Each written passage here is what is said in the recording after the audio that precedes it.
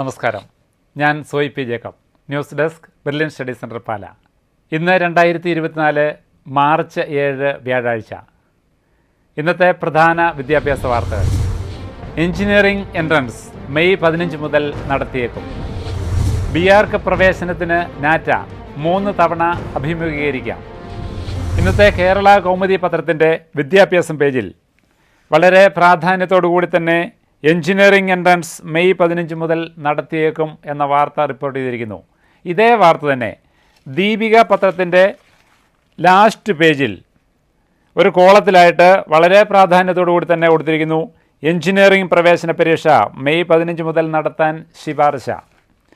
ഇനി വാർത്ത എങ്ങനെയാണ് റിപ്പോർട്ട് ചെയ്തിരിക്കുന്നത്? ഇക്കൊല്ലം മുതൽ ഓൺലൈനായി നടത്തുന്ന എഞ്ചിനീയറിംഗ് പ്രവേശന പരീക്ഷ മെയ് 15 മുതൽ പല ഘട്ടങ്ങളായി നടത്തിയേക്കും. ഉന്നത വിദ്യാഭ്യാസ പ്രിൻസിപ്പൽ സെക്രട്ടറിയുടെ അധ്യക്ഷതയിലുള്ള സമിതിയുടേതാണ് ശുപാർശ. മാർച്ച് 20 മുതൽ അപേക്ഷിക്കാനാവും വിധത്തിൽ വിജ്ഞാപനം പുറപ്പെടുവിക്കുമെന്നാണ് സൂചന. അപേക്ഷകരുടെ എണ്ണം പരിഗണിച്ചാവും എത്ര ദിവസമായി പരീക്ഷണം നടത്തണമെന്ന് തീരുമാനിക്കുക. 140 കേന്ദ്രങ്ങളിൽ 10 ദിവസം വരെ വേണ്ടിവരുമെന്നാണ് വിലയിരുത്തൽ. പ്രതിദിനം 22,000 കുട്ടികൾക്ക് പരീക്ഷ എഴുതാൻ സൗകര്യമുണ്ട്. സീഡിറ്റിൻ്റെ സോഫ്റ്റ്വെയർ ഉപയോഗിച്ചാണ് ഓൺലൈൻ പ്രവേശന പരീക്ഷ നടത്തുക. ഓൺലൈൻ പരീക്ഷയായതിനാൽ അതിവേഗത്തിൽ ഫലം പ്രഖ്യാപിച്ച് പ്രവേശനം തുടങ്ങാനാകും. നിലവിൽ 2 പരീക്ഷകളാണ് ഉള്ളതെങ്കിൽ ഇനി 150 ചോദ്യങ്ങളുള്ള 3 മണിക്കൂർ ഒറ്റ പരീക്ഷയാവും. 75 ചോദ്യങ്ങൾ മാത്തമാറ്റിക്സ്, 45 എണ്ണം ഫിസിക്സ്, 30 എണ്ണം കെമിസ്ട്രി എന്നിങ്ങനെയാവും. ഫിസിക്സ്, കെമിസ്ട്രി എന്നിവയുടെ മാർക്കായിരിക്കും ബി.ഫാം പ്രവേശനത്തിന് പരിഗണിക്കുക. എഞ്ചിനീയറിംഗിന് അപേക്ഷിക്കാതെ ഫാർമസിക്ക് മാത്രം അപേക്ഷിക്കുന്നവർക്ക് 75 ചോദ്യങ്ങളുള്ള 1.5 മണിക്കൂർ പരീക്ഷ നടത്തും.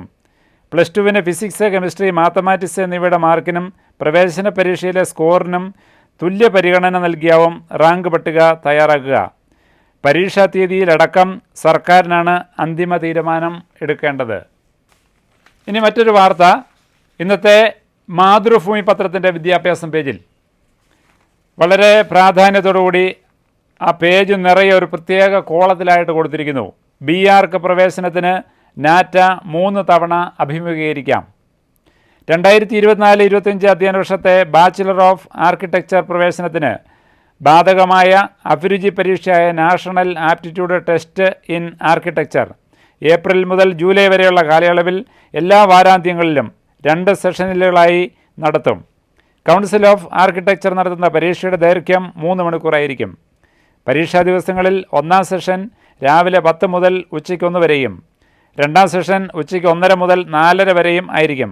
പരീക്ഷകൾ ഏപ്രിൽ 6 മുതൽ നടത്തും.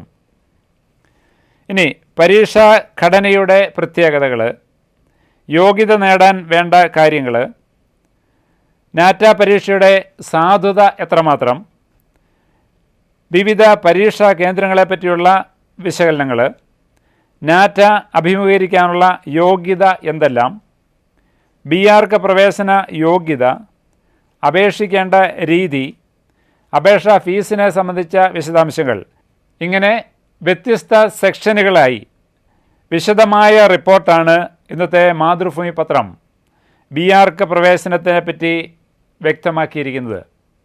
ഇത് കൂടാതെ നാറ്റയും കേരള ബിആർക്ക് പ്രവേശനവും എന്നൊരു ചെറിയ സബ് ഹെഡിങ്ങോടുകൂടി മറ്റൊരു പ്രധാനപ്പെട്ട പോയിൻ്റോടെ അവർ പറയുന്നുണ്ട്.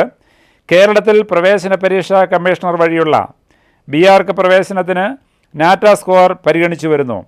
+2 തല യോഗ്യതാ പരീക്ഷാ മാർക്ക്, നാറ്റ സ്കോർ എന്നിവയ്ക്ക് തുല്യ വെയിറ്റേജ് നൽകിയാണ് റാങ്ക് പട്ടിക പ്രവേശന പരീക്ഷാ കമ്മീഷണർ തയ്യാറാക്കുന്നത്.